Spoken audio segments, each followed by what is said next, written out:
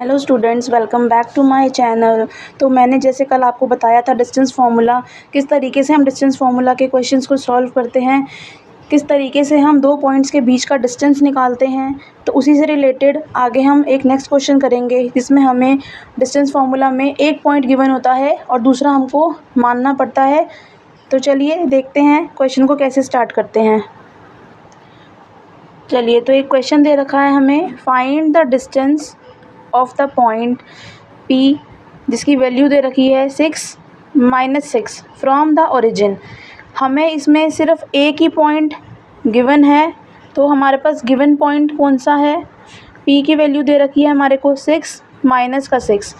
तो हमें दूसरा पॉइंट निकालने के लिए हमें उसको मानना पड़ेगा। लेट द अदर पॉइंट, हम इसको नाम दे देंगे O। हमारे पास इसकी कोई वैल्यू नहीं है, तो हम x और y एक्सिस दोनों को ही 0 मान लेंगे। तो अब हमारे पास 2 पॉइंट्स हो गए। पहला है P 6 - 6, दूसरा है O 0 x का और y का भी 0। अब हम इसे सेम वैसे ही सॉल्व करेंगे जैसे हमने कल के क्वेश्चंस में किया था। तो चलिए स्टार्ट करते हैं। OP is equals to √x2 - x1 का whole square plus y2 - y1 का होल स्क्वायर। अब आप जैसे क्वेश्चन में देख रहे हैं, x2 की वैल्यू क्या है 6 माइनस x1 की वैल्यू है 0, तो इसका होल स्क्वायर। y2 की वैल्यू है -6 और y1 की वैल्यू है 0, इसका whole square. Step by step समझेंगे। 6 में से 0 जाएंगे तो 6 का स्क्वायर प्लस सेम ऐसे ही 6 का स्क्वायर,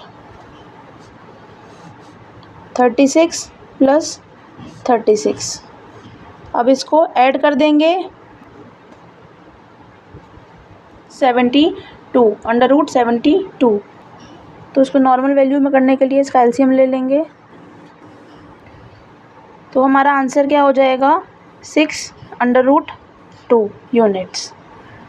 उम्मीद करती हूँ आपको अच्छे से समझ में आया होगा कि अगर हमारे पास एक ही पॉइंट गिवन है तो दूसरा निकालने के लिए हमें जो 0 है उसके x और y एक्सिस को 0 मानना पड़ता है। जो पॉइंट O है उसके x और y एक्सिस को 0 मानना होता है, तो हमारा क्वेश्चन इजीली सॉल्व हो जाता है। अगर आपको मेरे समझाए हुए क्वेश्चंस अच्छे से समझ में आ रहे हों तो वीडियो को लाइक करें, सब्सक्राइब करें और कमेंट करके बताएं।